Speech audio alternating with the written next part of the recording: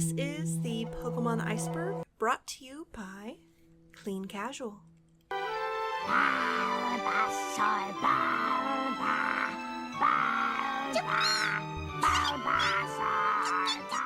Pokemon is the highest grossing franchise at a whopping estimated 100 billion plus that encompasses video games, clothing, media, television, movies, literature, and whatever Pokemon Smile is supposed to be.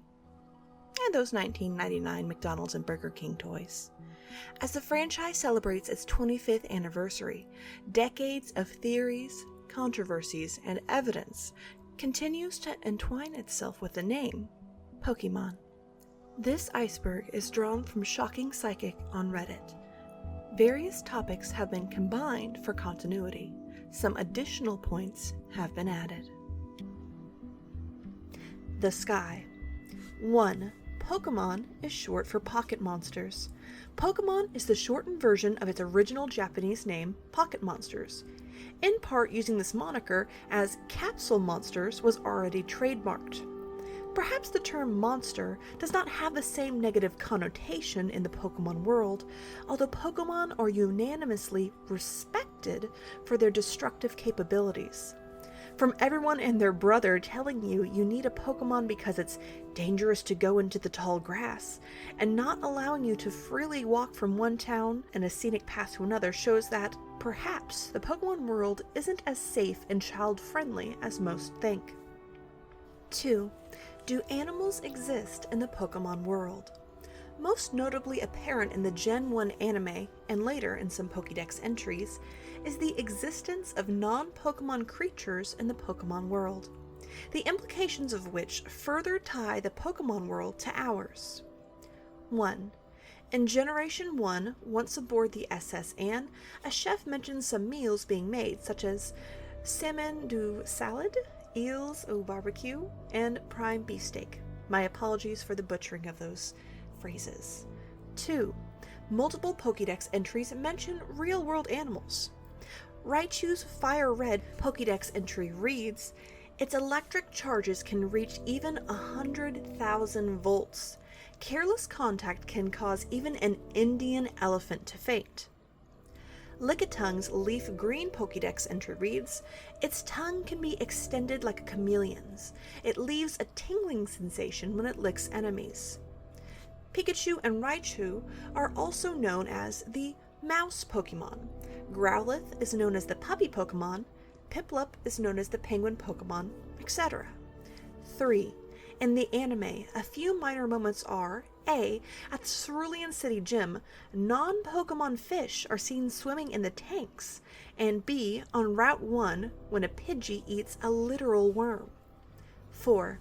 In the anime episode The Ghost of Maiden's Peak, a mongoose appears, drawn in the Pokemon style, of course. While we know Pokemon eat other Pokemon as mentioned by people in Pokemon entries, and people also eat Pokemon, such as the Slowpoke-tailed delicacy from Generation 2, it is clear that non-Pokemon animals are similarly on the menu. 3. Butterfree and Venomoth lines are swapped. The titular Gen 1 bug-type encounter, Caterpie, and by extension Butterfree, are most likely the first fully evolved Pokemon a trainer gets. In the anime, the journey of Ash's weak Caterpie to Metapod that goes through a never-ending Cold War-esque duel of Harden to its emotional evolution and goodbye, as it became the first of several Pokemon that Ash releases over the course of his journey. What if, instead of the soft, round contours and appealing aesthetic of a cute butterfly, Ash's Metapod has emerged as a Venomoth? It almost happened. Upon comparison, the pre-evolutions of both Butterfree and Venomoth tend to visually favor the others in several key areas. Venonat, Venomoth's pre-evolution, features the same red, compound eyes and antenna shape as Butterfree, the exact same, although colored differently, mouth and mandibles, the same hand proportions, similarly rounded feet, and they both sport the same rich purple color. Caterpie and Metapod both maintain a similar eye composition, sporting a rounded black dot in the middle for a pupil that translates to Venomoths, and they both feature a slowly growing crest or crown. Perhaps the switch between Venomoth and Butterfree was made later in development, as kids internationally may identify with and connect more to a butterfly than a homely moth. 4. Salamence and Flygon names are swapped in English version. Generation 3's Hoenn region saw quite a few new dragon types introduced, two of the most notable being Salamence and Flygon. Due to a localization error, the names of the two are swapped. While Flygon's evolutionary naming conventions are not as overtly obvious, Trapinch, Vibrava, Flygon, Salamence's are Bagon, Shelgon, Salamence. Note the pattern that is broken from the first two evolutions, the Gon portion, not unlike the Eevee evolutions all featuring Eon. The correct ordering should follow Bagon, Shelgon, Flygon. 5. Arbok and Ekans backwards. While the names of some Pokemon may seem like a light pun or drawn inspiration from our world, Arbok and Ekans come across as blatant acknowledgments of their real-world counterparts. Arbok backwards is Cobra, and Ekans backward is Snake, perhaps hinting at the past or current existence of non-Pokemon in this world. 6. Pokemon Go harassment. As the worldwide phenomenon of Pokemon Go began to hit its stride, so too did claims of harassment, trespassing, and dangerous behavior. From people trespassing in restricted areas labeled by the app's code as Pokestops, gyms, or the like, people have been clueless in their Pokestop pursuits. Hitting up Pokestops while driving recklessly and staring at their phone, or walking off a cliff while their eyes are glued to their phone screens, there has been a marked increase of negative press for the overnight hit. A growing trend emerged wherein people would harass others at known Pokestops and gym locations. A rival team member trying to take over your gym was the most innocuous. However, men and women seeking to harass, assault, or steal from unsuspecting Pokemon goers began to rise. In one instance, a police report was filed in Omaha, Nebraska, with the turf war escalating to social media and texting, with threats and, quote, racial slurs, end quote, being used. 7. Porygon seizures. Banned for a number of years from appearing in the anime, Porygon's ill-fated reputation began in the Japanese debut of the 38th episode of the anime's first season, dubbed Dino Senshi Porygon.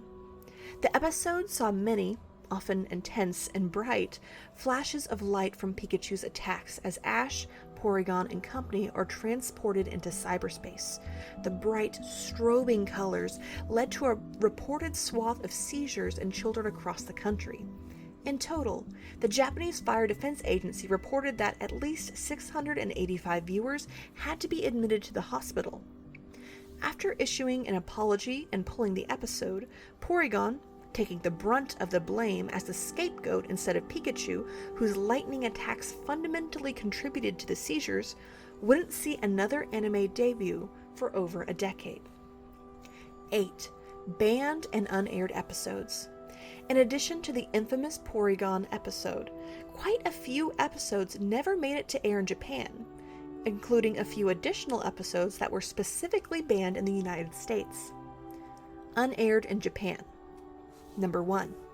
The 1997 holiday-themed episodes Holiday Hijinks and Snow Way Out were taken out of the rotation, reportedly due to the vitriol received from episode 38's depiction of the Pokemon Jynx, which features heavily in said episodes.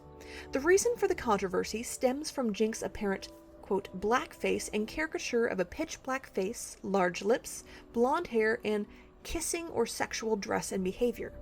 In subsequent anime appearances and video game adaptations, Jynx's color was changed from black to purple.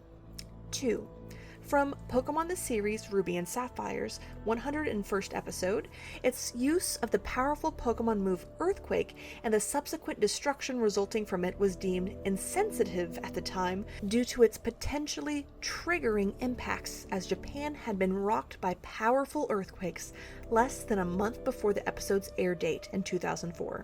3. From Pokemon the series Black and White, the two-part story of episodes 23 and 24 were similarly pulled from the air and or postponed indefinitely due to both the tsunami and the Fukushima Daiichi nuclear disaster. In episode 24, Meteonite became unstable and released blasts of energy and became a threat so large that it could have destroyed Castelia City, echoing some of the similar destruction the country was then seeing. Mentions of both episodes' content was removed for continuity reasons. Now, banned in America. 1. Beauty and the Beach from the anime's first season was originally dubbed, not shown, but then was allowed to run twice in 2000. Therein, during a beach swimsuit contest, James wore a realistic female bodysuit with large, inflatable breasts, while Misty laments the small size of her own, and an older man makes lewd comments toward her, suggesting that he looked forward to her in a few years and the fun they could have. 2. The 35th episode of the first season was not aired anywhere outside of Asia. Handguns are used throughout, with the warden of the Safari Zone pointing one at Ash, Team Rocket holding the warden hostage and pointing a gun at him, etc. 3. The Ice Cave was also banned and received vitriol, like Holiday Hijinks, due to the Pokemon Jinx's depiction. 4. Pokemon the series Sun and Moon episode 64 was banned due to Ash donning dark face paint deemed reminiscent of blackface, as he donned the paint and an outfit imitating the lemur-esque Pokemon Passimian. 9. Lavender Town Syndrome. The Lavender Town Syndrome was rumored to afflict Japanese children that entered Lavender Town and listened to its music in Generation 1. The music is known for being calming, yet dreary, with a unique, high-pitched and jarring concordance throughout, creating a pervading sense of uneasiness. It is also referred to as, quote, chiptune background music, end quote. Started as a creepypasta that claimed that, upon hearing the music, young Japanese children's ears and noses began to bleed, spawned erratic and rage-filled behavior, and led many to suicide. The creepypasta also claimed that such occurrences were covered up by Nintendo so as not to damage the brand, and the music was subtly changed before its overseas distribution. And the music was indeed changed, and for subsequent iterations, and no reason has ever been given. 10. Blues Raticate. In the Generation 1 games and remakes, your main rival, Gary or Blues, Rattata, and then Raticate is a staple of his team. That is, however, until its final battle on the SS Anne. Upon boarding the SS Anne and making your way to the captain, Blue challenges the player to a duel, wherein Raticate makes its final appearance, and, upon his defeat, he leaves the ship. The next time Blue is seen, he is in Lavender Town Pokemon Cemetery Tower, where he questions the player character's reason for being there, as his Pokemon aren't dead. He then challenges the player character to a duel, and his Raticate is notably absent. In fact, his Raticate never appears in the game either in the rematch battles or the champion battle. So where was it? The theory goes that Blue's Raticate sustained significant injuries during its match with the player character on the SS Anne, and, unable to get to a Pokemon Center quickly from the ship, succumbed to its injuries. The Tip. 11. Marowak. In the Generation 1 games, players' progress is halted by an unseen ghost-like cloud in Lavender Town's Pokemon Tower. Upon further inspection of the town and speaking with its denizens, you learn that Marowak, a certain Cubone's mother, was killed by Team Rocket and its restless spirit has not been put to rest. After infiltrating one of Team Rocket's hideouts, saving Cubone, and acquiring the Sylph Scope, which allows the wearer to see the true form of ghosts, Cubone's mother's ghostly form materializes upon a re-adventure to the tower. Once defeated, it calms its spirit, then departs to the afterlife. 12. Furret is big. Pokemon sizes are garbage. Route 1 Pokemon. The rodent-esque Pokemon with generally unassuming stats that are traded out for a newer, more versatile team member. All small. Except, of course, Furret. This Generation 2 beginner Pokemon is the evolution of Sentret, an almost raccoon-like Pokemon that comes in at an expected 2 foot 7 inches.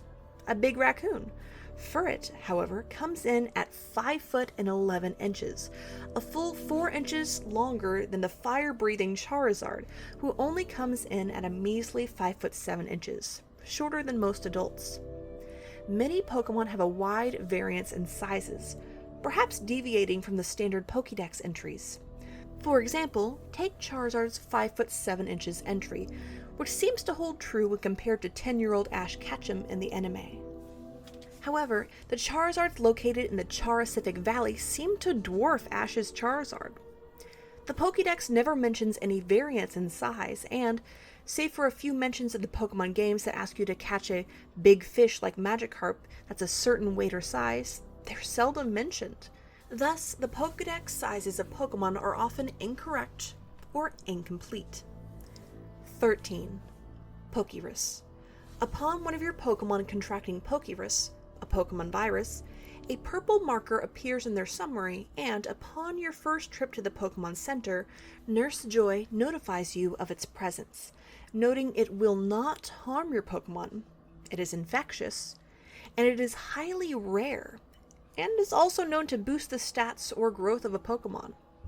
While the purple icon for Pokerus is active, it can be spread to other Pokemon and eggs in your party adjacent to the infected Pokemon through contact or use, such as battle. Once the icon becomes grayed out, the Pokemon still carries the virus and its effects, but it is no longer infectious. After a few days' time, it loses this infectiousness. However, placing a live infected Pokemon in the PC will lengthen the virus's infectious potential. The benefits of Pokerus are highly sought after as it doubles the EVs, or effort values, Pokemon gain in battle and by leveling, allowing Pokemon to get stronger faster. Even more rare than the original shiny Pokemon, Pokerus has an approximate 1 in 21,845 chance of occurring on a player's Pokemon after a battle. In the anime, the episode Oaknapped revealed that Pokerus is not a naturally occurring virus, but is, in fact, a secret man-made creation that aimed to evolve Pokemon at a quicker rate. 14. Mimikyu's true form. A 7th generation Pokemon introduced in Alola, Mimikyu is a dual-type ghost and fairy Pokemon that dons a ragged garb resembling a Pikachu, hiding its true form, hoping to be as loved as the titular electric mouse. Mimikyu's Pokemon Shield Pokédex entry reads, "There was a scientist who peeked under Mimikyu's old rag in the name of research. The scientist died of a mysterious disease." Mimikyu's Pokemon Sun disguised form Pokédex entry reads, "Its actual appearance is unknown. A scholar who saw what was under its rag was overwhelmed by terror and died from the shock." Mimikyu's Ultra Sun disguised form Pokédex entry reads, "Although it's a quiet, lonely Pokemon, if you try to look at what's under its rag, it will become agitated and resist violently." Mimikyu's Pokemon Ultra Moon disguised form Pokédex entry reads, "A gust of wind revealed what hides under this Pokemon's rag to a passing trainer, who went home and died painfully that very night." In the Sun and Moon anime, Meowth gets a peek of what lies under Mimikyu's rags and nearly dies before being resuscitated by Jesse and James from his near-death experience. Mimikyu's natural visage is so unspeakable, so Lovecraftian horror, and/or it hexes those that see its true form so that they die most painfully. Its true form has never been shared by the few that saw, but died before they could share. 15. Entei, Raikou, and Suicune true forms. In Generation 2's Johto region, Ecruteak City features the Burned Tower, along with a story of its destruction. A stray lightning bolt set alight the western tower, wherein 3 unnamed Pokemon perished in the flames. But with the legendary Pokemon Ho-Oh's intervention, resurrected as the legendary dog trio Entei, Raikou, and Suicune. However, the people, now fearful of these new and powerful beings, no longer recognized them, and off they went, dispersing into the Johto region. Due to their typing and their arguable dog-like appearance, it is speculated that the 3 Pokemon that perished in the flames were none other than the original Evolution trio. The Fire-type Flareon that was now the Fire-type Entei, the Electric-type Jolteon that was now the Electric-type Raikou, and the Water-type Vaporeon that was now the Water-type Suicune. Further adding credence to this theory is the presence of the dance house in Ecruteak City, wherein dancing, geisha-themed Pokemon trainers that each feature a unique evolution are found. These kimono girls, as they're called, are also featured in the anime in the episode Troubles Brewing, 26th episode of Pokemon Johto League Champions. 16. Eevee is genetically unstable. Known as the evolution Pokemon, Eevee is widely known and heralded for its versatility and its ability to transform into a total of 8 different forms to date. With the new evolutions constantly being discovered, many Pokefans eagerly await the next evolutionary iteration. While some Pokemon, such as Kirlia, have a branching evolution, no other Pokemon demonstrate such a varied and drastic change in not only its elemental typing, but its genetic structure. For example, a varied Pokemon like Generation 8's Alcremie has a total of 9 color variant forms, or flavors, with each form having a different variant or topping. It would seem like Alcremie has Eevee beat. However, each of Alcremie's forms maintains the same typing and structure, with only the color and flavor varying, in addition to the topping item that is added or given to the Pokemon. Eevee changes both form and type. Eevee, a normal type, can change its shape completely as it becomes an electric, water, fire, dark, psychic, grass, ice, or fairy type with their own unique abilities, personalities, and traits. Eevee's Pokemon Sword Pokédex entry reads, "It has the ability to alter the composition of its body to suit its surrounding environment." This entry holds true for the items and environments an Eevee can encounter. For Jolteon, Vaporeon, and Flareon, an Eevee just needs to come in contact with a Thunderstone, a Waterstone, or a Firestone respectively. To become an Umbreon, it needs to gain a high friendship with its trainer during the night, while to turn into an Espeon, it must do so during the day.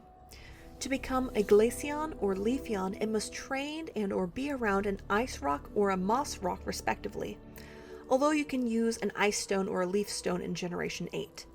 Finally, one can attain a Sylveon by learning a Fairy-type move, like Baby Doll Eyes, and having high friendship.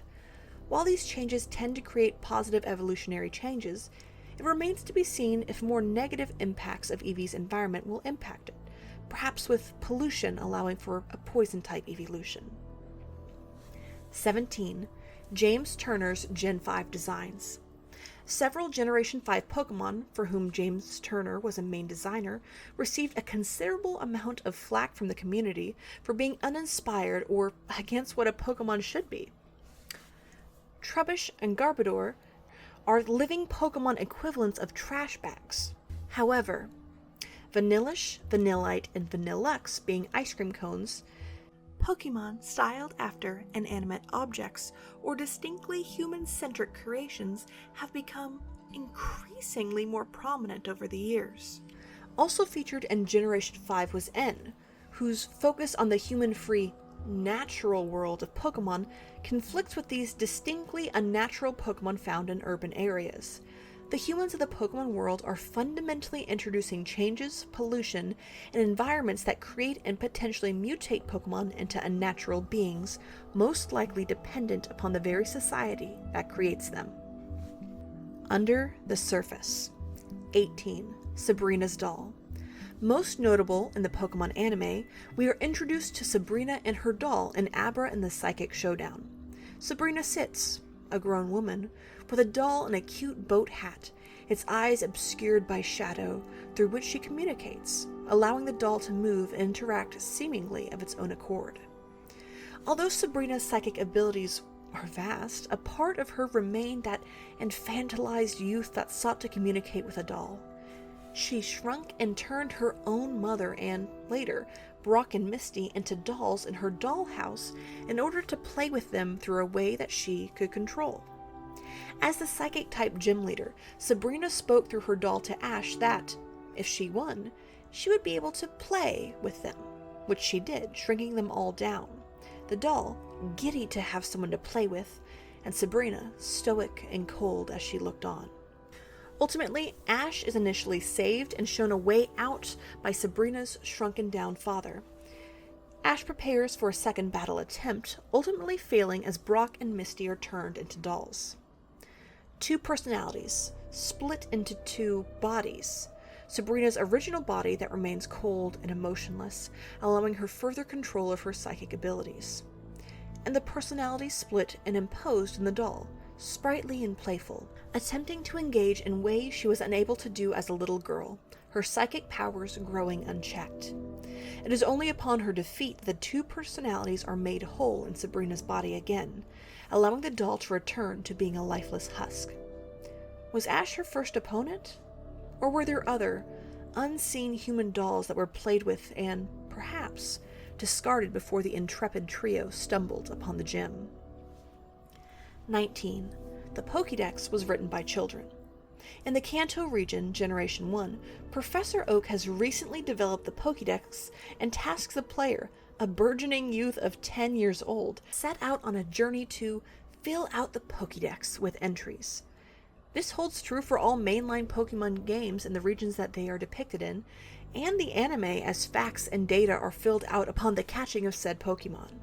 In addition to widely varying sizes that are not appropriately noted as variances in the Pokédex, the entries come across as either outlandish or exaggerated, although the potential truth of some can have terrifying implications. Here are some of the more outlandish entries. A. Kadabra. Kadabra's fire red Pokédex entry reads, "It happened one morning. A boy with extrasensory powers awoke in bed, transformed into an Abra."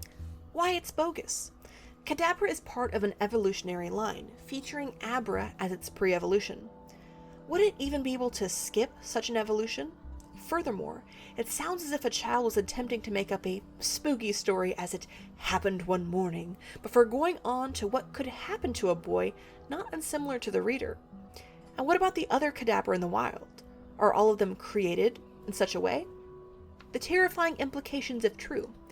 Perhaps, taking the above into account, Kadabra are the youth to teens, and the Abra are the toddler to young children with psychic abilities that are able to psychically cross known dimensions, such as the psychic-type unknowns dimension, to manifest in such a way. B. Larvitar. Larvitar's gold Pokédex entry reads, "It feeds on soil. After it has eaten a large mountain, it will fall asleep so it can grow." Why it's bogus. Larvitar and Pupitar, its evolution, can be found at Mount Silver, a large and still standing mountain. Although not incredibly common, surely so many Larvitar would have no problem eating such a large mountain.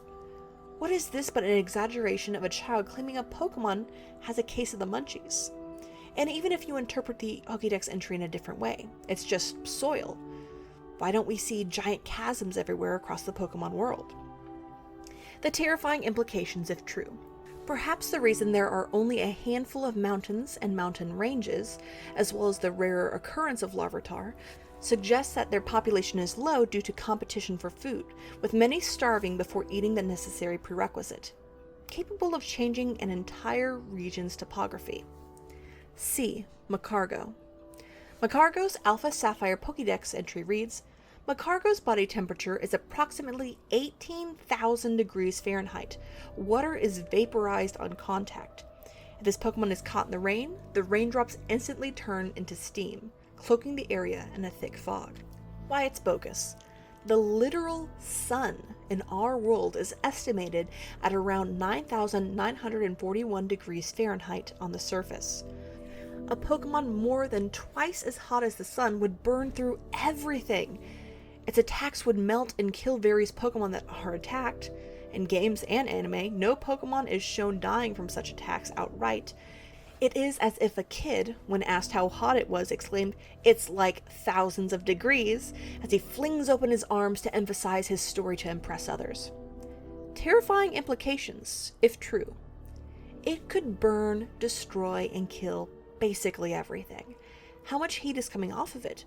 Would standing on the other side of the planet, let alone right next to it, cause instant combustion and death? 20. Kangaskhan's baby.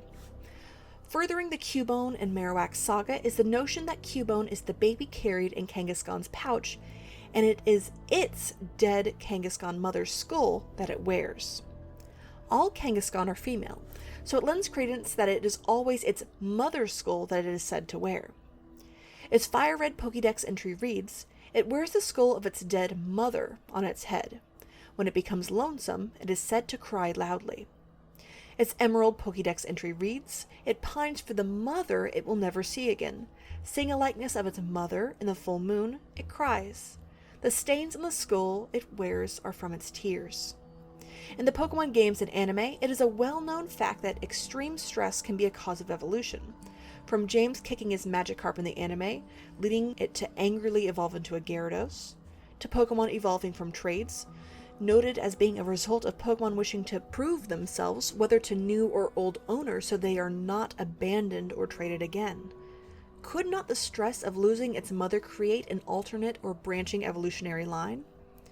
In Pokemon Origins Episode 2, we do see that Cubone's mother, Marowak, is killed off-screen by Team Rocket, and, in the games, you can breed both Cubone and Marowak, with the Cubones hatching with the skulls already in place.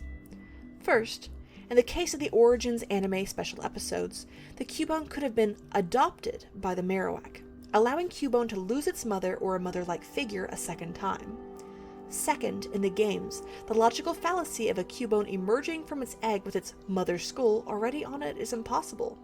No parent died during its conception and birth, nor did it have time to don one.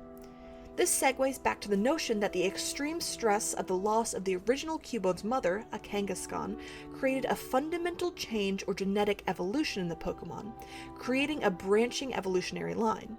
Perhaps then, those Cubone born to other Cubone and Marowak have such memories and stresses incorporated into their very beings and DNA, resulting in the growth of a skull-like apparatus during its embryonic formation and the false memories of loss that are now innate to its being. 21. Missing No. One of the original glitches and conspiracies in Pokemon is the bird/normal type Missing No, or Missing Number, from Generation 1's Red and Blue games. It physically meant itself in 5 main forms. 1. The arguably most well-known asymmetrical pillar from Red and Blue. 2. The stock ghost type seen before the Sylph Scope is utilized in Pokemon Tower. 3. A skeletal Aerodactyl.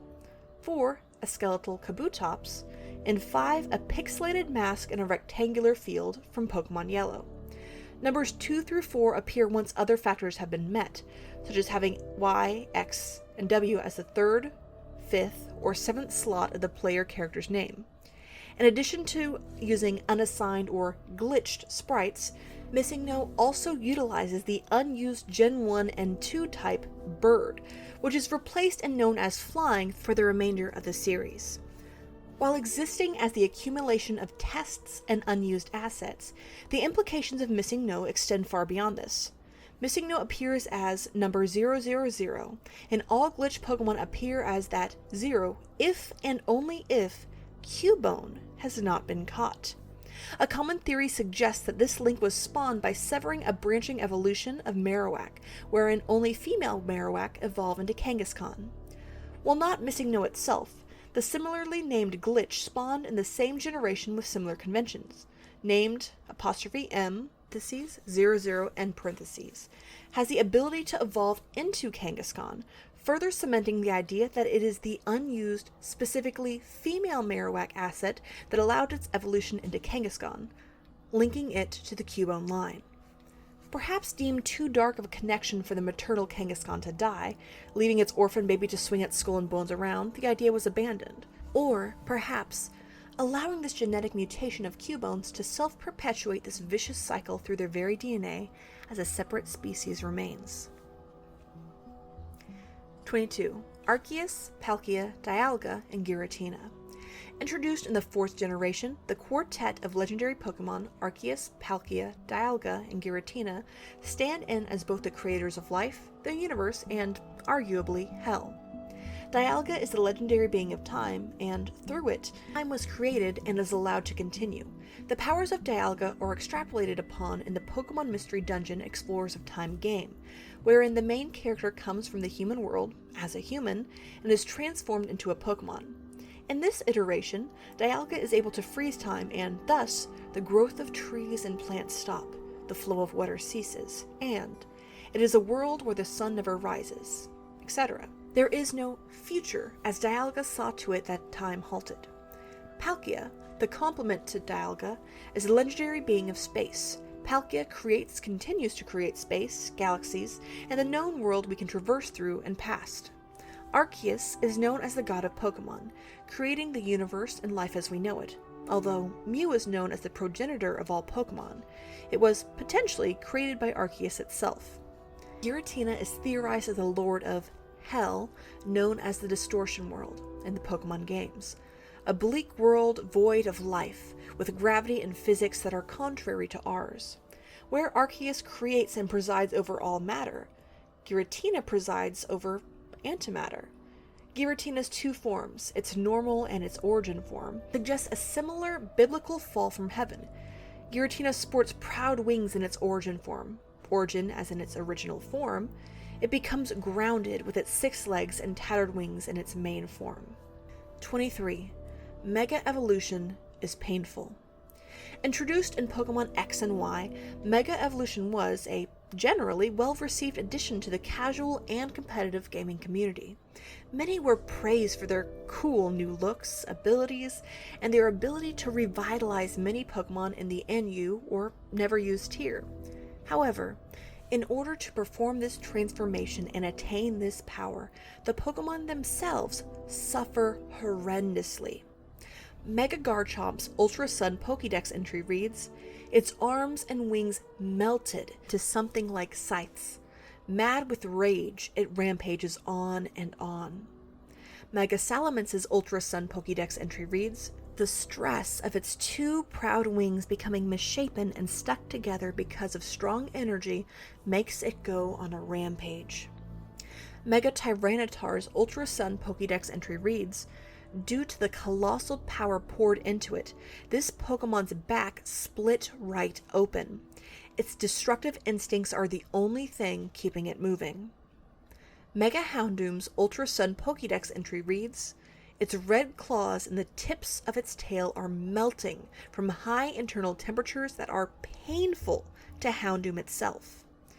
Mega Scizzor's Ultra Sun Pokédex entry reads, "It stores the excess energy from Mega Evolution, so, after a long time passes, its body starts to melt." In both the games and the anime, Mega Evolution is freely used by both the good and bad guys at various times, the Pokemon powering through the pain all the while. 24. Hypno steals children. Hypno's Pokédex entries denote the darker side of the Pokédex. Its Fire Red Pokédex entry reads, "It carries a pendulum-like device. There once was an incident in which it took away a child it hypnotized." In Pokemon Moon, its Pokédex entry reads, "As a matter of course, it makes anyone it meets fall asleep and has a taste of their dreams. Anyone having a good dream, it carries off." However, we actually see the literal evidence of said kidnapping on the 3rd island of the Sevi Islands in Pokemon Fire Red and Leaf Green. Tasked, as a child yourself, with finding a man's lost daughter, you journey across the island, battling trainers, crossing a strip of ocean, and delving into the darkest recess of a forest where you find a little girl, scared and crying, with a Hypno standing beside her. The Hypno then attacks you, and it is only through defeating the Hypno that the girl is saved and reunited with her father. 25. Bad Egg. Most notably present in Generation 3 through 6 games, as well as Pokemon Home, the Bad Egg occurs when there is a corruption in the Pokemon game's data. More often than not, the Bad Egg may result from the use of an action replay for the cheat One-Hit Kill, and double battles, among many other cheats. The bad egg will occasionally freeze the game upon viewing, and a bad egg can hatch into another bad egg, or, as a result of the glitch, a normal egg, due to being incorrectly generated, may hatch into a bad egg. The eggs cannot be discarded or released, generally speaking, forcing the player to either A. deposit it into the daycare to remove it from your party, B. allowing the game to freeze and or crash, C. moving it to the PC and releasing it from there, which works sometimes, etc. A repercussion to using cheats, the bad egg is known to replace Pokemon in the party with other bad eggs, effectively resulting in a permanent loss of said Pokemon. In the context of the Pokemon world, bad eggs act as a form of xenomorph-like being that kills and replaces other Pokemon with itself until nothing is left. Say one is able to release it from the PC. Does it still exist somewhere in the game's code, or perhaps awaits an unsuspecting trainer to pick it up? 26. Ruins of Alph. Located in the second generation's Johto region, the derelict ruins of Alph are the home of the unknown, and their alphabetic effigies are displayed throughout. By solving a series of 4 puzzles, or keys, one is supposedly able to enter the dimension of the unknown. All of the puzzles, although different from the originals and the remake, all depict ancient or legendary Pokemon: Kabuto, Aerodactyl, Ho-Oh, and Ammonite.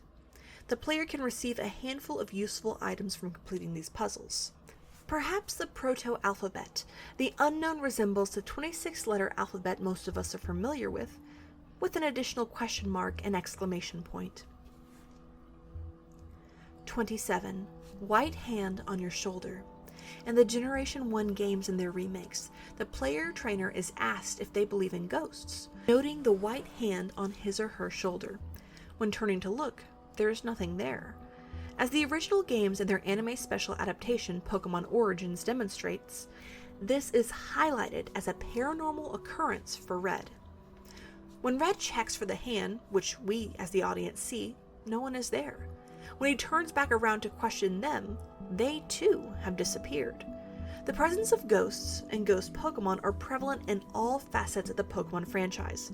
Could the white hand be someone that knew Red and has since passed on? In the original Red and Blue, you did not have the choice to choose Green, the female counterpart to Red. So perhaps the hand in question is truly relevant to Red and a certain person missing from his life: his father. Unlike Ash in the anime, Red's father is never mentioned. Did he die of an illness, abandon them, or perhaps die in one of the many Pokemon Wars routinely alluded to throughout the franchise? If so, it would make sense for this occurrence to happen shortly after progressing to Lavender Town, the site of the Pokemon Tower, the only known grave site in the Kanto region. Or is the hand more sinister, demonstrating its presence and its ability to touch the player character without even being seen? Center of the Iceberg. 28. Red's purpose on Mount Silver. Generation 1's protagonist, Red, defeated Team Rocket, captured Mewtwo, and sought to complete the Pokédex by capturing Mew. Why was he at the top of Mount Silver, 3 years after his defeat of and the subsequent dissolution of Team Rocket under Giovanni? 1. Red is looking for Mew, the only place in the known Pokemon world he hasn't checked yet. Red seeks the final Pokemon to complete the Pokédex in this isolated and inhospitable place. 2. Red is training to become ever stronger. Mount Silver is the pinnacle to literally climb your way to the top, with hordes of strong Pokemon. How else but through dedicated training could Red continue to improve? 3. Red fears harming others or their Pokemon. Perhaps, after Red became champion, Blue revealed that, as a result of their battle, his Raticate had died. Red, fearing that he had grown too strong and, in an effort not to be challenged or to harm another's Pokemon in the same fashion, he isolated himself to train where he cannot harm another. Red wordlessly stares at the player character, Gold, but acquiesces to a battle after a moment, perhaps believing him to be worthy after coming all the way to the summit.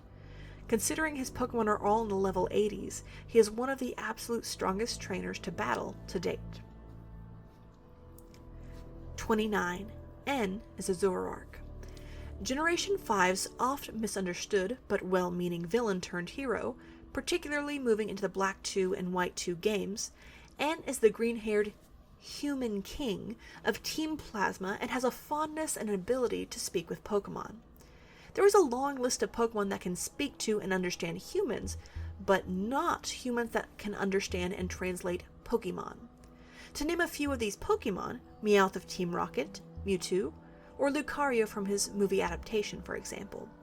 This leaves N as the sole human that can actively understand, interpret, and communicate with Pokemon. A Pokemon with an interesting illusion-based ability, Zoroark, is introduced in this generation. Interestingly enough, N also gifts a Zorua, Zoroark's pre-evolution, to the player trainer. Zoroark and Zorua are able to actively take the form of another Pokemon, and, on multiple occasions, have shown the ability to transform into a human, although on these occasions it could not speak the human language. N's backstory reveals that he had to grow up alongside abused Pokemon that had been mistreated by humans. It is noted that he was forced to grow up amongst these Pokemon by his adoptive father, Ghetsis, and no biological parents are ever mentioned. During this time, N vowed to make a difference and become the hero for these Pokemon. Why was he amongst these Pokemon if not because he was a Pokemon himself? And similar to Meowth of Team Rocket, was similarly motivated to learn to communicate with humans in order to realize his own goal, to bring an end to the mistreatment of Pokemon by humans. Ghetsis claims he is the one who made N who he was and saw the potential in him, perhaps noticing his abilities and the latent potential to create a figurehead that understands Pokemon in order to realize his master plan of relieving all trainers of their Pokemon, leaving just him with his and ultimate control. As for his form, N does bear a marked resemblance to Ghetsis, perhaps emulating the childhood and then adolescent photographs of his adoptive father when choosing a human form. Add to this N's childlike bedroom with children's toys, a basketball, and skate ramp, it seems like his human upbringing was infantilized and unstructured, befitting the games and amenities one would give to a pet, or a Pokemon. Ghetsis also refers to N as a freak, not unlike Meowsy does to Meowth, another talking Pokemon. While N's ultimate goal of protecting Pokemon remains intact, he maintains his human form to speak for the Pokemon that are unable to do so themselves. 3. Uri Geller and the Kadabra controversy. Uri Geller, a magician and illusionist, sued Nintendo of California for copying his trademark spoon-bending trick and psychic abilities and turned his likeness into, quote, an evil occult Pokemon character, end quote. Geller claimed that the star and lightning bolt patterns depicted on Kadabra's head and midsection, respectively, was reminiscent of the symbols popularized of the Waffen-SS of Nazi Germany. As a result, Kadabra Pokemon cards stopped production until a settlement could be made, with Geller acquiescing in November 2020, allowing the Kadabra to be printed once more. If true, this means that utilizing Geller's likeness as a creation of the Pokemon world, or, perhaps, creates a direct link from the Pokemon world to ours. 31. Ash's father. Ash's father is never named throughout the Pokemon series. Rife with speculation, there are a few possibilities. A. Ash's father is dead. It is relatively common knowledge, particularly in Generation 1, that a war took place that involved Pokemon. Lieutenant Surge, the electric-type gym leader of Kanto, stated that his electric Pokemon protected him during the war, as he still sports his camo combat attire. And, with the exception of Generation 3's protagonist, no player character has a father, only a mother, perhaps due to being drafted for the war. Further lending support to this is the anime, wherein Officer Jenny is, in basically all locations, the de facto law enforcer, with a distinct lack of adult males in many places. B. Professor Oak is Ash's father. Ash's mom and Oak spend quite a bit of on and off-screen time together, having lunch and dinner together, vacationing to a beach together where Ash meets both of them there, featured in the banned episode Beauty and the Beach. In Showdown at the Oak Corral, Ash's mother is seen hanging out at the Oak residence. In the 2016 anime, Ash calls home to talk to his mother, where Oak is standing just behind her. countless similar events have occurred. C. Silver, no, not the red-haired one, is Ash's father. An older adult with graying hair but similarly shaped eyes and eyebrows, Silver appears in The Search for the Legend. Upon Ash's friend, Richie, mentioning his physical similarity to Ash, Silver appears wistful, looking knowingly at Richie. At this point, couldn't Ash be well known? And if not, why such a wordless response and subtle cues? D. We just haven't met him yet. Ash said, because he said he was going to become a Pokemon trainer, he left on a journey and hasn't come back home since. Eventually, our paths might cross. This might give weight to the Silver theory, as it is Richie, not Ash, that crosses paths with him in this episode. 32. Silver is Giovanni's son. In Generation 2 and its remakes, Heart Gold and Soul Silver, Silver appears as the fiery red-headed antagonist from the very beginning. He steals his first Pokemon from Professor Elm, he's constantly inside or around Team Rocket's operations, and continues to steal Pokemon, such as the Shuckle from the man in Cyanwood City, just like Team Rocket steals Pokemon. Ariana, the de facto stand-in leader in Giovanni's absence, bears a striking resemblance to Silver, particularly in the hair's color and notable point at the top, and depending on the medium or iteration, the same eye color. She demonstrates an uncommonly strong fealty to Giovanni. As a high-ranking executive of Team Rocket and a notable female of the criminal organization, she could be the potential mother of Silver. Adding to this, in Generation 1, some Team Rocket grunts remark if the player character was the boss's kid, but another denounced this as his kid had red hair. 33. Old Man dying in X and Y. In Generation 6's Pokemon X and Y, the player character has a direct impact on whether an old man dies by the end of the game. Found in Anastar City, the old man has been lonely since his wife passed away and requests that the player character give him a low-level Pokemon to raise and to cheer him up. Choice 1. If you give him a Pokemon, he's overjoyed. Upon trips back to him, he remarks on how happy and young he feels, although noting that the Pokemon was a player character's, if he or she wanted it returned. Eventually, upon returning, the old man will be gone, and the player character will be greeted with a note and a Pokeball on the floor, implying that the old man died, albeit happily in his final days. You additionally receive a Comet Shard as well as being able to retrieve the gifted Pokemon. Choice 2. If you do not give the old man a Pokemon, he perpetually continues his existence in abject misery, longing for companionship but never dying over the course of the game. 34. Haunted Old Chateau, Gen 4. Ghosts are not strangers to the Pokemon franchise, especially human ones. Upon traversing through the shadowed Eterna Forest, an old, dilapidated chateau rests, abandoned before the forest exit. Upon entering, many strange going-ons occur, including the sighting of a little girl's ghost that runs and disappears through a doorway.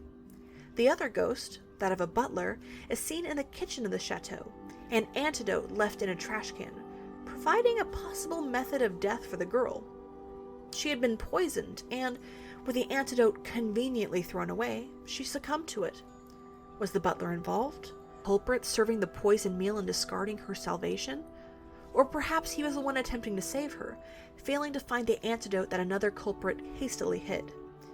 If so, why was the butler's ghost still tied to this chateau? Was it guilt for his misdeeds?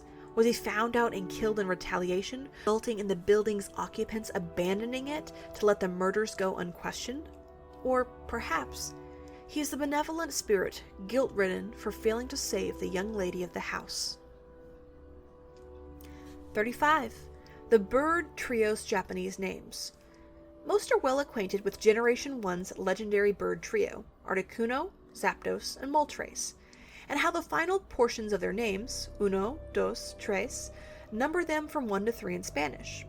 While relatively simple, counting off their numbers in the trio, they also combine their elemental natures, Arctic, Arctic cold frozen, Zap, denoting electricity or lightning, and Molt, denoting molten lava or fire.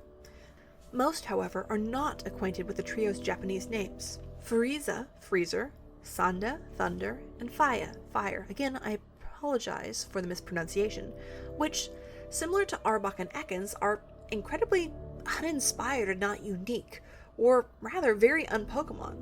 One is cold and freezes things and is called Freezer. One controls lightning and is called Thunder. And the final one has flames for wings and breathes fire and is literally called Fire. While not known for being ancient like Arceus, the god of Pokemon, or the prehistoric fossil Pokemon, could these Pokemon be the progenitors, or at least the first introductory concepts of their respective elemental attacks upon humanity's fledgling encounters with Pokemon, known only for the legendary destructive power that they bring? Lower half. 36. Arceus lets Lucas and Dawn catch it. Arceus, the literal god of Pokemon, allows Lucas or Dawn to catch it. Not just with a Master Ball, which it should be able to break out of anyway, as it created the being of time and space and controls matter, but a standard Pokeball can prove successful in the games.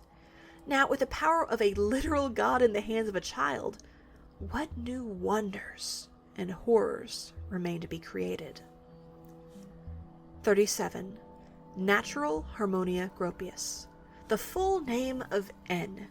Almost as if, further cementing the Zoroark theory, a Pokemon with only a fledgling understanding of some human words was allowed to create its own name, as a child might when given a dictionary. Breaking it down, here are some of the implications. 1. Natural. A. By definition, something that is natural is, quote, not made or caused by humankind. B. Nature, animals, Pokemon are all natural manifestations of the Pokemon world. C. N is trying to act natural as a human to avoid detection, as, if his cover as a talking Pokemon is unearthed, it might discredit his mission and message. 2. Harmonia. A. In Greek mythology, Harmonia is the immortal goddess of harmony and concord. B. Falls in line with N's desire to bring peace and harmony to Pokemon by freeing them from the cruel treatment of people. And just a note, this name also features on N's basketball in his room and is shared by his foster sisters that were similarly taken in by Getsis. They too can understand Pokemon. Perhaps they are Zora or Zoroark as well. 3. Gropius. A. Perhaps derived from Walter Gropius, a German architect hailed as, quote, one of the pioneering masters of the modernist architecture, which may emulate N's desire to serve as the architect and creator of this new, free world for Pokemon. B. Grope. Could be used as a root of grope, as in N is groping or searching and scraping to reach his goal. Eus is the suffix added to a noun in order to form an adjective meaning made of or belonging to that noun. 4. Final interpretation. Together, the name Natural Harmonia Gropius could be interpreted as the architect creating or made of nature that seeks to bring the world to harmony through reverting it back to its natural setting. N is made of natural and harmonious means, being a Pokemon, and seeks to be the architect to create a world that embodies these principles. 38. Zinnia's ancestors, the Draconids, or Draconids. Zinnia, first appearing in the Delta episode, and throughout the main story of the Generation 3 remakes Omega Ruby and Alpha Sapphire, belongs to a dragon-like cult called the Draconids, that revere Rayquaza. The people historically presided under meteor falls in the Hoenn region at a time wherein Primal Groudon and Kyogre fought and meteors fell upon the land. The Sky Pillar, where Rayquaza is found and summoned, was built by the Draconids. A meteor was foreseen to strike once again, necessitating a Draconid calling upon Rayquaza to help keep it from striking the Pokemon world. In the manga, when questioned, Zinnia claims that the Draconids are the only ones allowed to ride Rayquaza because it is, essentially, a suicide mission, which makes sense. One would be riding Rayquaza into the ozone, where Rayquaza emits poisonous ozone as it travels. Ultimately coming up with a spacesuit to protect the character from such toxins, no one ends up dying in the ensuing mission to destroy the meteor. 39. Human and Pokemon unions. In-universe, human and Pokemon relationships are canon. In the Kennelave Library of Sinnoh, the following entries are found in the English localization. A. There once were Pokemon that became very close to humans. B. There once were humans and Pokemon that ate together at the same table. C. It was a time where there existed no differences to distinguish between the two. It's okay if you didn't get all that. Translating part of the Japanese entries reveals that, quote, there once were people who married Pokemon. Much more overt. Did it fall out of fashion, or does it still exist today? Are humanoid Pokemon like Gardevoir, Gallade, and Medicham a result of such unions, diluting human and Pokemon blood alike? 40. Unknown radio signal. In the Generation 2 remakes Heart Gold and Soul Silver, a mysterious radio broadcast from the Pokemon Unknown can be heard. The eerie tune is reminiscent of the tune played on the Azure Flute, the same flute and melody supposed to be utilized in the event to call and summon Arceus. Perhaps summoning Arceus and utilizing the radio waves, allowing for a louder and more far-reaching melody to pervade and catch Arceus' attention was their plan. What purpose could the Unknown have in summoning Arceus, the god of Pokemon? These sounds can only be picked up on the Pokegear radio when inside select rooms in the ruins of Alph. Additionally, some sounds of the radio broadcast in separate rooms sound like the distorted cries of the legendary Pokemon Ho-Oh. 41. Drought and Drizzle. Both Groudon and Kyogre's respective abilities meant destruction for life as it was known in the Pokemon world. The legendary Pokemon Groudon's ability, Drought, caused intense solar rays to pervade, stopping rain and evaporating water. Groudon is responsible for creating land masses, eliminating bodies of water in its intense heat waves. The legendary Pokemon Kyogre drowned and covered the world in oceans, its drizzle ability causing a violent and unrelenting storm. The creators of land and sea, an imbalance of either, leading to the unsustainability of life. 42. Giovanni's suicide. In Pokemon Heart Gold and Soul Silver, after Giovanni's defeat, he exits the cave in a distinct splash sound as the cave is surrounded by swaths of torrent water. However, Giovanni does not have any Pokemon in his team that know Surf or Waterfall. After having gone into hiding at having been defeated by Red, a mere 10-year-old, and then once again by another child, all of his plans foiled, caused the crime boss to give up on everything he had once believed in. 43. Lava Cookie under the truck. Shortly after the release of the original Red and Blue, a pervading theory swept the internet, claiming the elusive legendary Pokemon, Mew, could be found under a truck by completing a certain methodology. As an homage to this, in the remakes Fire Red and Leaf Green, a lava cookie, an item found in the Hoenn region, can be found under the truck, although accessing this truck proves quite difficult through non-cheats. How could such an item from the Hoenn region arrive in Kanto, and in such a place if we consider the canon? The closest region is Johto. Could it have been mailed? That still doesn't make sense for its location under the truck. As a psychic type with numerous unknown powers, could Mew have teleported under the truck from Kanto, only escaping and being able to teleport away, being the only evidence of its presence? A lava cookie. 44. Arceus event cancelled on purpose.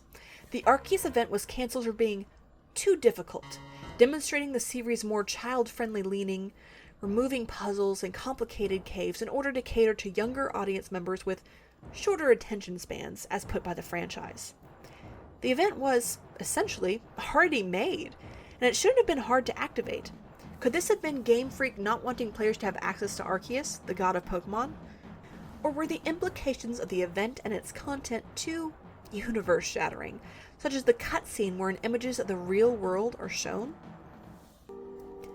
Bottom of the iceberg. 45. Arceus pronunciation. Most commonly pronounced Arceus and then Arceus due to a promo featuring the Pokemon, and finally Arceus according to Pokemon.com. As the god of Pokemon, couldn't all forms be correct? Regionally, and again through multiple dimensions of the Pokemon world, Arceus may be known as or pronounced different names, all of which are correct, similar to God, Jehovah, or Yahweh, to name a few. In addition to this, language and words are not performative by nature, but merely a collection of sounds used to denote a tangible or intangible concept in existence. For example, if one said, "Let there be light," and light literally appeared through the power of the words in and of themselves, making them performative, as a god, like Arceus, could. 46. Toxtricity in Gen 7. In Generation 7's Pokemon Ultra Sun and Moon, a poster depicting Generation 8's Gigantamax Toxtricity can be seen.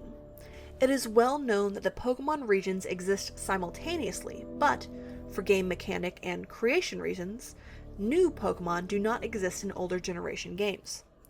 Could there be an in-universe explanation for this? The Kanto and Johto regions, side by side, seem to have a strong relation, with many shared Pokemon. However, in Pokemon Black and White, there are no Pokemon found outside of the main Pokédex from previous generations before obtaining the National Dex. Perhaps Generation 5's Unova region, based off of America, was ocean, land, or continent locked from the others, native to Japan, which would later become invasive species. Each Pokemon region may be self-sustaining and have its own government, as speculated by the presence of a unique Elite Four per region, the most powerful trainers and, arguably, governing body of the entire region. We do not see or have certain regions' undiscovered Pokemon because there has not been an alliance formed between the two regions, allowing for trade and commerce. Perhaps the Toxtricity poster was a means to advertise and use media to begin creating association between Gen 7's Alola region, based off of Hawaii, with Gen 8's Pokemon and battle styles, which are based in England. 47. Pikachu was a tiger. When Pokemon was being developed, there was a desire to appeal and be successful in Western markets, leading to the Pokemon Company to reach out to American sources. Ishihara, the current Pokemon Company CEO, claimed, quote, "The staff in America submitted their ideas for replacement designs, but we just couldn't believe the kind of stuff they were proposing. They turned Pikachu into something like a tiger with huge breasts. It looked like a character from the musical Cats." While no known image exists of this iteration of Pikachu, there is a scrapped tiger-like design. 48. Lance's Dragonite. What signal was Team Rocket using that was able to impact Pokemon and cause evolutionary changes? In Pokemon Heart Gold and Soul Silver, you first see Lance's Dragonite's level when you enter a double battle with him against Team Rocket. Level 40. Dragonair does not evolve into Dragonite until level 55, a full 15 levels early. It would seem that Lance is just as guilty of this forced evolution as Team Rocket, but what if his Dragonite was a similar victim of the broadcasts? Looking back at the ruins of Alph and the strange radio signals therein, perhaps there is a link. Could the radio signals be drawn from the power and dimensional songs of the unknown, accelerating the growth or the time having taken place to reach such a growth? As for the shiny Gyarados in the lake directly affected by the signal, perhaps it is an alternate dimension Pokemon, hence the shiny color, that has appeared as a result of the radio waves. 49. Hop and Leon are related to Iris. Hop and Leon are the friendly rival and champion in Generation 8's Galar region, and Iris, the Dragon-type gym leader and eventual champion of Generation 5's Unova region. While not officially confirmed, speculation that the three are related, particularly as cousins, abounds in the online community. Hop, Leon, and Iris, in conjunction, share a similar ethnicity, sport bluish-purple tinted black hair, both Leon and Iris being the champions of their respective regions at one point, and all becoming powerful trainers in their own right. Debatable. In various games and media, having relatives in other regions is not an uncommon occurrence. One of Iris's signature Pokemon, Axew, and later Haxorus, also appears on Leon's team, along with other dragon or dragon-like Pokemon. Could the bloodline of certain human trainers be of predilection for greatness? 50. Mewtwo, Gaigyu. Gaius, or Gaigyu in its Japanese translation, again, I apologize for the pronunciation, is modeled after Mewtwo and shares a marked resemblance. Official sources state he is derived from the series Earthbound, Mother, and he is a playable, unlockable fighter in Super Smash Bros. For Nintendo Switch, which also features Pokemon. Similar to Pokemon Conquest being a collab or crossover with the Fire Emblem franchise, could Gaigyu be an alternate world dimensional Mewtwo? Furthermore, Could the location of the Smash tournaments be an interdimensional arena wherein all these franchises are able to meet? 51. Rotom TV. In the old chateau in Generation 4, an old, flickering TV can be found upstairs. On certain days, at night, the electric ghost-type Pokemon, Rotom, can be encountered. A Pokemon known for overtaking and incorporating technology as its body, switching its typing, could have been attempting to create a new form. Rotom is known to take over fridges, fans, lawnmowers, washing machines, oven, Pokédexes, phones, and many other sources of technology. In fact, in later games, having a Rotom inhabit one's technology as an upgrade, not as a partner Pokemon, is increasingly apparent. In Ultra Sun and Moon, failing to interact with your Rotom apparatus and, instead, simply using it, causes it to appear dejected, its eyes downcast, and its smile gone. A Pokemon, a ghost, forced to inhabit the shells of technology for human convenience. 52. Fishable statues.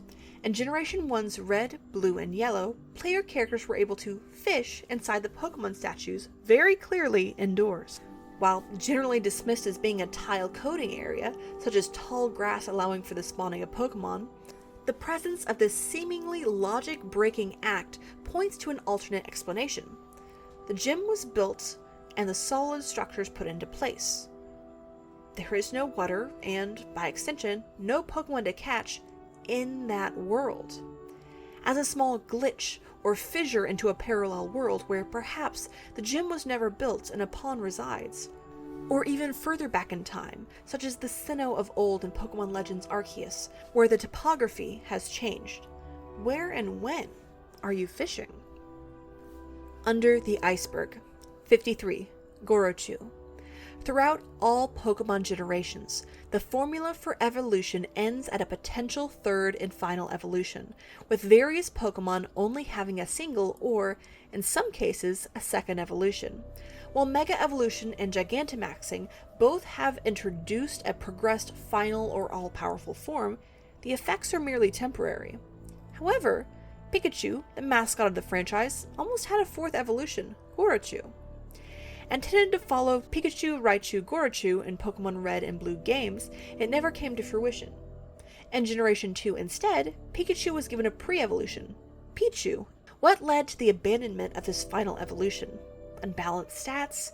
Unconforming design? Or was it a bit too close in aesthetics to the simultaneously running Digimon designs? Was the mascot of the Pokemon franchise meant to compete with or link the two universes? 54. Buy it or die.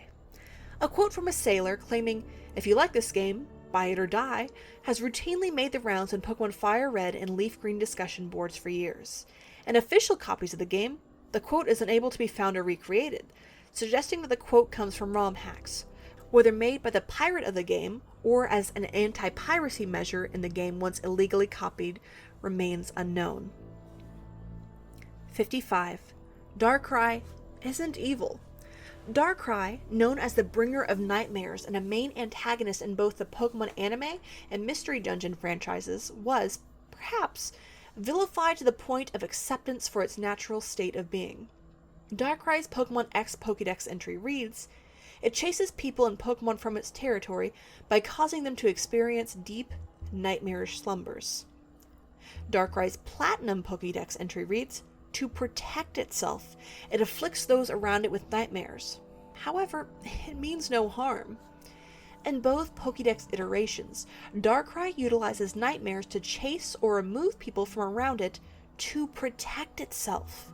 As the incarnate figure of nightmares, the mere proximity to it can induce nightmares in those around it, most likely creating some sense of proof of the Pokemon's power and ill intent when that couldn't be further from the truth. Many of the most evil Pokemon were spawned as a direct result of human cruelty. Mewtwo, for example, was created in a lab and used by Giovanni, creating an intense distrust of all people, seeking to create Pokemon free from human trainers and intervention, similar to how N, potentially a Pokemon himself, and Zoroark themselves are known to distrust humans. It was AZ who fired a doomsday-like weapon and sacrificed the lives of many other Pokemon to selfishly bring back a single Pokemon of his, Floette. Time and again, Pokemon are moved to action, even violence by human intervention and encroachment upon their territories. Even more so, a Pokemon that negatively affects humans, whether through active or passive means, is deemed a threat. 56. Gen 1 Shinies and Pokemon color changes. Incredibly rare in the original games, and increasingly more common through official cheats and chaining mechanics in later generations, shiny Pokemon are alternately colored variations of Pokemon that appear the same in every other way. In Generation 1's Red, Blue, and Yellow, the shiny Pokemon were unable to be seen, although the trading of one to the next generation would reveal the change. At first, the full odds of encountering a shiny Pokemon were 1 in 8,192 encounters. Later, this was improved to 1 in 4,096. From there, methods like shiny chaining and defeating a certain streak of a particular Pokemon increased the odds even further. The Masuda method of breeding a Pokemon of one nationality to another also raises these odds in hatching a shiny Pokemon. Additionally, there are non-shiny Pokemon that have seen some color changes, such as Gligar from light and warm purple to cooler, darker purple to pink through various generations. Perhaps these are not just technological limitations or corrections, but multiple iterations in parallel universes wherein Pokemon branch and deviate slightly, but not fully. Could shiny Pokemon be a result of a glitch between such dimensions or universes, landing in the Pokemon world we know? Even more so, the changing colorations of not just Pokemon, but of shinies, purports an ever-branching universe of possibilities.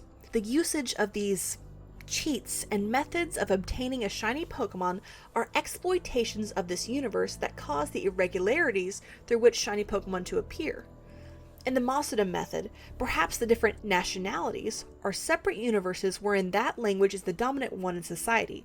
Thus, when one is effectively breeding two Pokemon from alternate dimensions, resulting in the higher likelihood of the production of these glitched Pokemon. As the series and these methods progress and odds become ever more favorable, is this evidence of the fabric between the dimensions weakening, allowing for more of these shifts? Mega Evolution, Z Crystals, Wishing Stars, Dynamax Spots, etc. are available in some areas and regions, but unknown or unavailable in others, as the remakes offer alternate characters that share the same names and stories, while being wholly separate entities. As the colors and shiny colors of Pokemon change, so too does the presence of real-world animals in the games, anime, and manga. Perhaps with each iteration, real animals are unable to compete with Pokemon and slowly becoming extinct.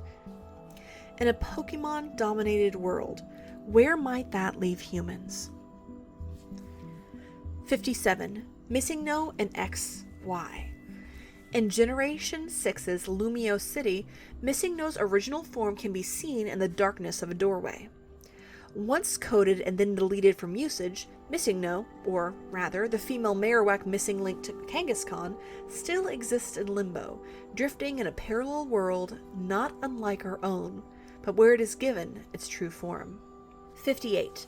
Mom, Dad, Abra. In Generation 5's Unova region in Black and White 2, a strange house can be found, abandoned among the dusty tumbleweeds in this arid landscape.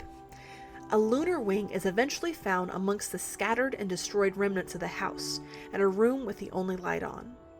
We later learn and see the ghost girl on the Marvelous Bridge. Unlike other ghosts that move off screen, she literally disappears before our eyes, also shocking the man she is standing next to. She has 3 lines of dialogue from the 3 encounters. An everlasting dark dream, an endless stream of darkness. Dad? Mom? Abra? Where are you? In the dark dream, I heard my dad's voice. Forget about the lunar wing. Please stay here with me. Oh, the lunar wing. I can't take it now. But it'll be okay. Please return the wing to the Pokemon. I was waiting on the bridge so I can return it myself. The lunar wing, from the Pokemon Cresselia, is able to dispel nightmares, which the girl was trapped in. Her psychic-type Pokemon Abra perhaps induced or tried to save her from the dream, as we eventually get her line to stay with her, as she hears her dad's voice, remarking that obtaining a lunar wing was a lost cause and they needed to act. As shown in the Mystery Dungeon series, a psychic-type Pokemon is capable of transporting others into dreams and nightmares, which Abra most likely did here in lieu of the lunar wing to save her. Failing, the girl, never waking, dies in her fitful sleep. She no longer needs the wing, brought to her home, the strange house, too late. Wanting to return the wing to Cresselia, the girl waits at the Marvelous Bridge, thankful that, at last, the wing can be returned and she can rest. 59. Chris was replaced by Lyra. When the Generation 2 remakes were announced, fans were excited by the prospect of seeing Gold, Ethan, and Crystal, Chris, back and restyled, as had been done to both Red and Green in Pokemon Fire Red and Leaf Green. However, Chris was completely scrapped, instead making way for a new female player character, Lyra. Why would they change such a fundamental character? Perhaps as a mean to reignite nostalgia for the original games, which had come out more than a decade before, with many now adults themselves. When comparing Lyra and Red's original artwork, the official pose similarities are uncanny. Perhaps in the Heart Gold and Soul Silver remake dimension, Chris never existed, leaving Lyra to take her place in this alternate world. 60. AZ's Floette. Long ago, during a Pokemon war, Pokemon were conscripted to fight, including AZ's Floette, which was killed in battle and returned to him in a tiny box. Overcome with grief and anger, AZ used a terrible power to end the war, killing many people and Pokemon in the process. To use such a weapon, many Pokemon's lives were taken, reviving Floette and granting it and AZ eternal life. The now calcified statues of the sacrificed Pokemon stand vigil, a mere sight for tourists, unable to comprehend the horrors that created them. 61. Haunted Painting. Another ghost sighting in Generation 4's old chateau is the haunted painting. When facing the purple painting, it appears as normal. However, when you turn away from it, its eyes glow red. Due to its red eyes, it could be any number of ghost-type Pokemon, including Gengar, Banette, Asmagius, Giratina, etc. Giratina could be peeking in from the distortion world, ready to take the guilty party's soul. The other could be waiting to spirit away the soul of the little girl. And all could be waiting to have you join them. 62. Aster. Aster is the name given to Zinnia's Whismur. She routinely coddles it, acting very motherly toward it despite her own apparent vicious and animalistic nature. Aster, likewise, occasionally mumbles mum, a version of mom, a phrase not replicated by talking to any other Whisperer before or since in the game. This has led some to speculate that Aster is her adopted daughter, after one she has is lost or has been transformed into a Pokemon due to unknown and, potentially, interdimensional means. One theory suggests that Zinnia herself is a Pokemon from the Mystery Dungeon universe that has failed to save that world from the meteor that Rayquaza is able to prevent, coming to this world with her partner Pokemon Aster. Her battle animation is particularly lively, resembling Pokemon or animal movements. Another theory claims that Aster is her predecessor from an alternate reality, where they, again, were unable to stop Rayquaza. Instead, hoping to right their failures and bring an end to the nightmare. 63. Magikarp dies. In the mobile game Magikarp Jump, Magikarp can and routinely do die. If your Magikarp jumps too high, it can be caught and whisked off by a Pidgeotto to be eaten. Some are electrocuted by the electric-type Voltorb. What happens when your trained and loved Magikarp dies? You just go and fish up a new one to repeat the process once more. The Magikarp in-game can also be shiny, and sport new, previously unseen patterns, reminiscent of a koi fish. The chibi style and normalized presence of multicolored Magikarp is an indication that this isn't red, blue, yellow, fire red, leaf green, or any other known game world or iteration, but its own new, branching one with its own league for Magikarp. 64. Team Skull lyrics. The lyrics to Team Skull's leader, Guzma's, and counter theme can be potentially interpreted as this: Team Skull. Tear it down. Do-do-do-do, don't run. Yeah, that's right. Get out the way. We're going down. In the games, Team Skull completely takes over Po Town, kicking out or eliminating its inhabitants. When the player character is about to enter, Kahuna Nanu remarks, "If you don't make it, I'll be sure your remains at least get back home," suggesting that running will not work against these criminals. Should you be defeated, you will be killed. How many lives has Team Skull taken? What happened to the residents of Po Town? Are the members of Team Skull so focused on destruction that they are willing to bring everyone, including themselves, down? By extension, their Pokemon have been used as instruments of destruction and arguably murder. Like our world, would such Pokemon be rehabilitated or put down? 65. Unknown or minor deities. As previously mentioned, the ruins of Alph are said to be the gateway to the dimension of the unknown. What resides in this dimension? In addition to mirroring Ho-Oh's cries and the summoning call of Arceus via the Azure Flute's melody, there are a smattering of clues about the games and one of the movies. In the original Pokemon Crystal, the unknown behind the first panel formed the word escape, but who or from what is unclear. Is it a means to escape from the ruins of Alph and all who tread there, lest they unlock said dimension? Are the unknown themselves trapped and seeking to call Arceus in order to escape, meekly playing the distorted tune of the Azure Flute? Or perhaps the unknown are preventing the escape of powerful or dangerous Pokemon that seek to inhabit and wreak havoc upon the world. In Pokemon Heart Gold and Soul Silver, wherein Pokemon can follow you, having an unknown in your party upon entering and traversing the ruins of Alph causes it to behave abnormally, from twisting in circles, stopping movement completely, or even making strange noises itself. We see a glimpse of this minor, deity-like power in the unknown's dimension itself in the Gen 3 movie Pokemon 3, the movie. The opening main act is entitled Spell of the Unknown, wherein a professor is sucked into the dimension of the unknown upon traversing the ruins. The professor's daughter, Molly, then discovers a box of tablets that depict unknown images, and she begins assembling them together. Making the unknown appear, they utilize their powers to make her dreams come true, creating the legendary Pokemon Entei, creating a crystal palace, etc. The unknown eventually remove everything, taking it all back to their dimension. With the ability to summon and create life, such as a sentient legendary Pokemon like Entei, to summon or create grand palaces, to change the little girl's age, denotes a power not unlike Arceus and Mew's creation abilities. Thinking back, Shinies appeared in Generation 2 when the possibilities for these alternate dimensions occurred, had Unknown's clear links to Arceus, and it seems like the Unknown's space-like dimension might just be Arceus's domain. The Abyss. 66. Tentaquill. Beta number 199, Politoed, otherwise known as Tentaquill, was first revealed by a user on 4chan who claimed to have remembered the Pokemon's existence. With no proof, the claim was disregarded until leaks of beta Pokemon designs came to light, with one bearing marked resemblance. 67. Gary and Blue coexist, parallel universes.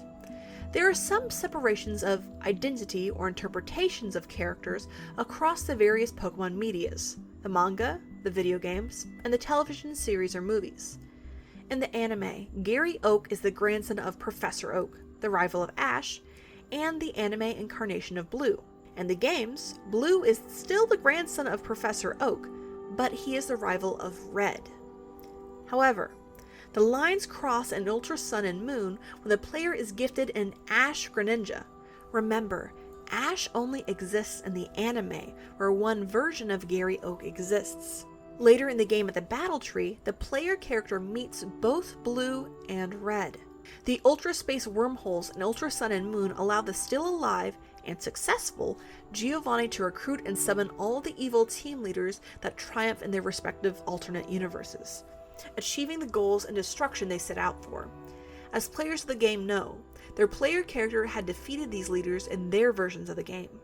These hardened criminals demonstrate the alternate path of those heroes that failed. with a convergence and indisputable presence of characters and their alternate counterparts, no less real than the last, demonstrates the notion that all characters and routes are canon and real. Parallel universes in mind, would anything untoward occur if Gary and Blue were to meet? 68. Ultra wormholes, ultra space, and ultra beasts. Ultra wormholes and ultra space are known as space-time rifts, which I will refer to as dimensional rifts. It is through these rifts that Giovanni, Maxie, Archie, and all of the other main antagonists appear from their respective dimensions or timelines wherein they won, altering reality in those timelines. We see, quote, fallers, or people who are involuntarily transported through these portals to other dimensions, such as Looker and Annabelle. Alternate versions of characters are canonically proven to exist and are, through ultra wormholes, able to traverse these dimensions. In the events of Pokemon Sun and Moon, as well as Ultra Sun and Moon, these wormholes are shown as being increasingly unstable, resulting in more intentional and unintentional visitors from parallel dimensions. While most Pokemon fans are familiar with Annabelle, Giovanni, and the other bosses and their party Pokemon, what of Ultra Beasts, the new non-Pokemon Pokemon? Let's take a look into a few of them in relation to some characters that we know. Lusamine, human, and Pheromosa, the Ultra Beast. Similar statures, white and yellow gold color scheme, similar proportions and poses. Now let's look at Lily and Hiligo. Both wear a hat and a rounded bulb on top, follow a predominantly white color scheme, similar hair to tentacles, feature a sheer see-through portion in their design, and a case could be made between Xurkitree and Guzma. Both have a shock of unruly white hair, feature a black, white, and gold copper color scheme with white crosses and accents throughout. Finally, while not a physical link between an Ultra Beast and a human, there is a distinct auditory one. Guzzlord's piercing, human screams carry the unfettered emotion of agony and dread.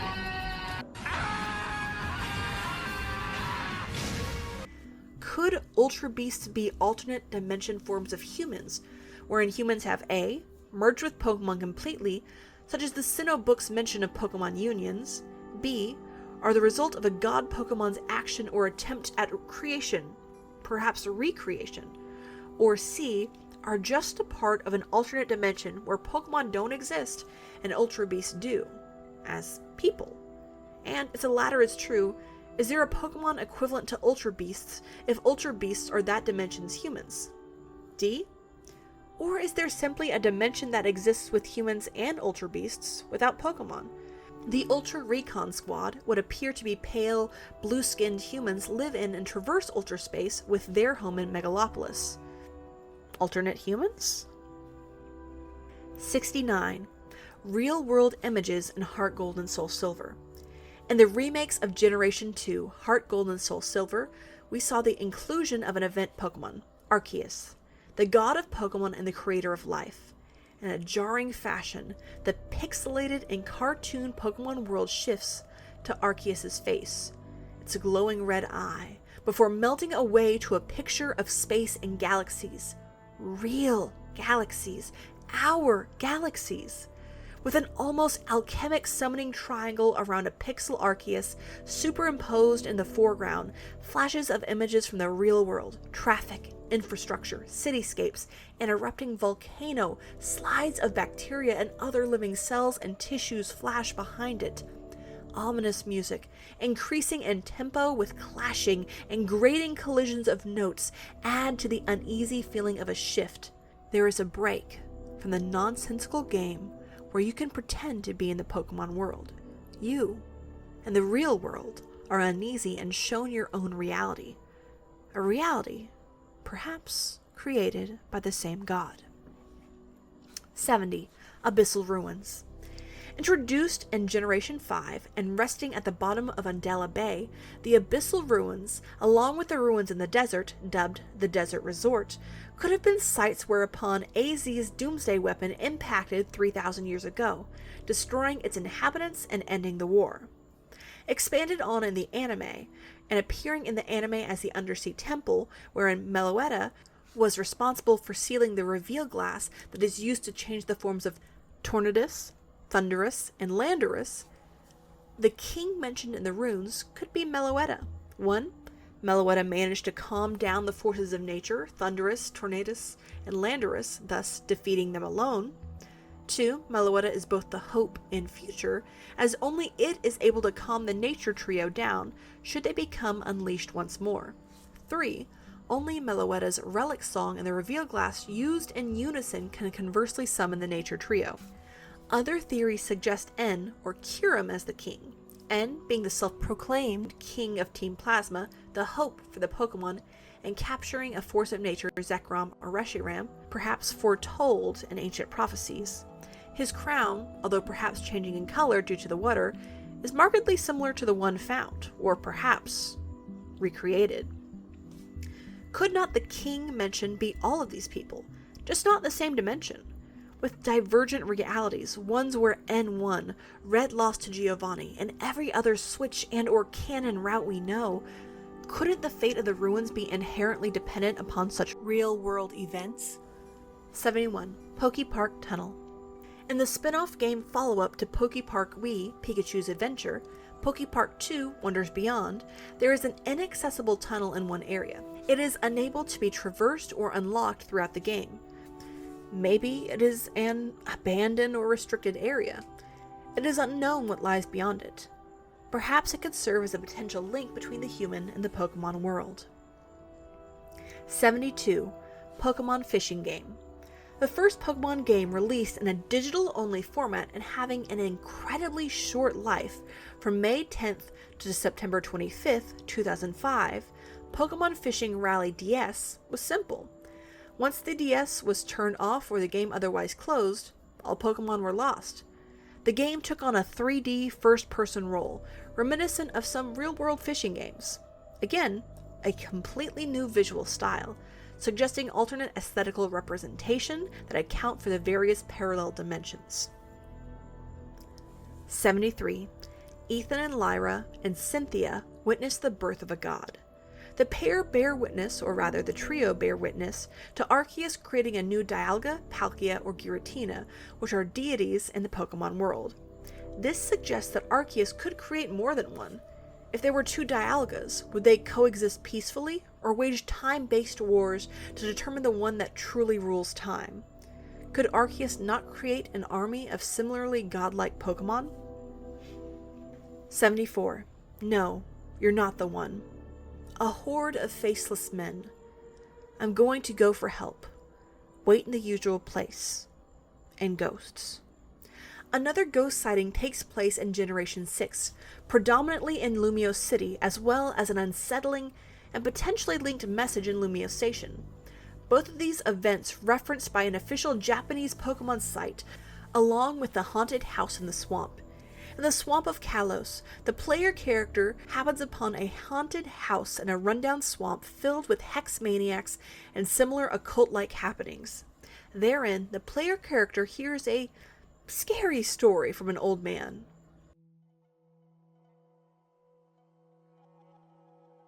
It was a dark and stormy night, many years ago. Lost, I arrived at this house and went inside. The lights would not turn on, so I fearfully looked around the house. Eventually, I made my way into the kitchen. There was no sign of anyone being there. I found the fridge, and when I opened it, a faint light leaked out. I could finally make out my surroundings, and I saw the faint outline of a man huddling in the corner of the room. I tried to tell him that I was hoping he'd let me stay until morning, but when I approached him, the man suddenly screamed, "Stay back!" I apologized and continued to plead my case. "Please, can't you help me?" "I'm not talking to you," he shouted. I looked at the man in surprise. When I did this, the man asked me, "Can't you see them?" "Behind you!" a horde of faceless men. When hearing this story, the camera angle shifts to above the player character, the man in the group, tilting, swaying, and shifting as it haphazardly switched angles, as if being watched, starting from far away and getting progressively closer as the story continues. The camera gives the impression of being stalked. Next, in Lumio Station, the trainer walks past two sleeping Skidoo, seemingly abandoned by their trainer and waiting for her return, as one woman comments. Finding a message scrawled in the back of a schedule board that reads, "I'm going to go for help. Wait in the usual place." Finally, on an abandoned second floor, the game freezes. The player character is unable to move and the music completely stops. A hex girl appears, floating, saying, "No, you're not the one," before extending a leg and floating away, not moving her legs. Time and music resumes, with no trace of her on the floor. The hex girl, similar to the one seen in the swamp surrounding the haunted house, was stalked by the man. The girl, knowing something was wrong, perhaps being warned by the ghosts of his past victims, as hex girls are in tune with ghost types, attempted to flee. She left a message to her Pokemon, the Skidoo, to wait in their usual place on the train platform, and went to her apartment to gather some things. It is there that the man found and killed her. It is why the floor is still empty, as no one wishes to be on a floor where a murder took place. It is also why she says that the player character was not the one, as she was waiting for the man to return so that she could either A, have her vengeance, or B, receive an apology so her spirit could pass on. Perhaps the floating unseen force that pans the camera ever closer during the story, focusing, finally, on the man's face, is the hex girl's, or another of the man's victims, lured in by the intrigue of a haunted house and a scary story. Alone. Regardless, ghosts are consistently shown to exist as both Pokemon and humans, as well as entities that can interact with those in the material world. In Pokemon Fire Red and Leaf Green, upon defeating Marowak, Cubone's mother, it is noted, "The mother's spirit was calmed. It departed to the afterlife." The term, afterlife, could hold significant meaning in these dimensions, and the ability to transition between the two. The Hex Girl in Lumios' city's spirit was not calmed, and thus she was trapped within the mortal realm. Is crossing over a voluntary or involuntary process? Is one bound to the mortal plane until unresolved business is completed, or when one otherwise comes to term and accepts that they are, in fact, dead? Whew. As my grandmother would say, heavens to Betsy Bug. Thank you for hanging in until the end of this very long video. As this is my first stab at script writing and video making, I would love any feedback or constructive criticism you may have. My articulation, I already know, is probably pretty high up there. Leave a comment down below and I'll see you next time. Thanks. So, do your thing, YouTube.